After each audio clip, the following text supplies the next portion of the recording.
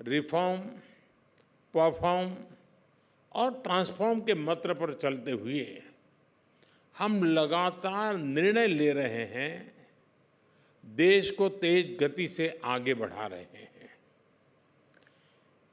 यही वो इम्पैक्ट है जिसके कारण भारत के लोगों ने 60 साल बाद लगातार तीसरी बार किसी सरकार को चुना है। जब लोगों का जीवन बदलता है, तब लोगों में ये भरोसा आता है कि देश सही रास्ते पर चल रहा है। यही भावना भारत की जनता के मैंडेट में दिखती है। 140 करोड़ देशवासियों का ये विश्वास इस सरकार की सबसे बड़ी पूंजी है।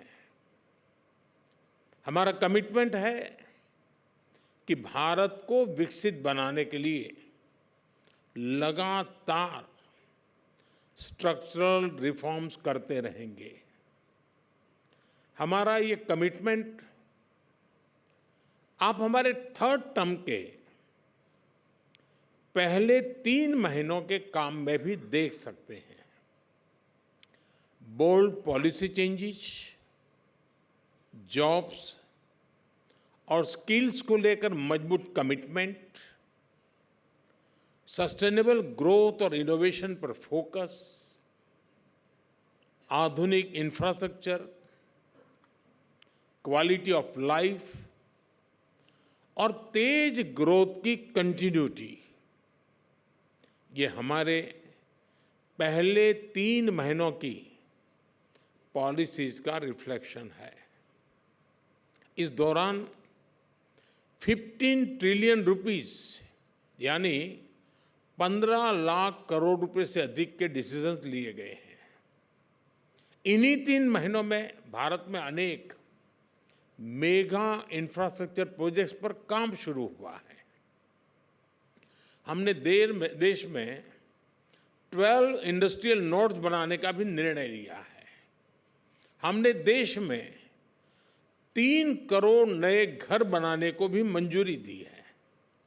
साथियों, भारत की ग्रोथ स्टोरी का एक और नोटेबल फैक्टर है और वो है इंक्लूसिव स्पिरिट।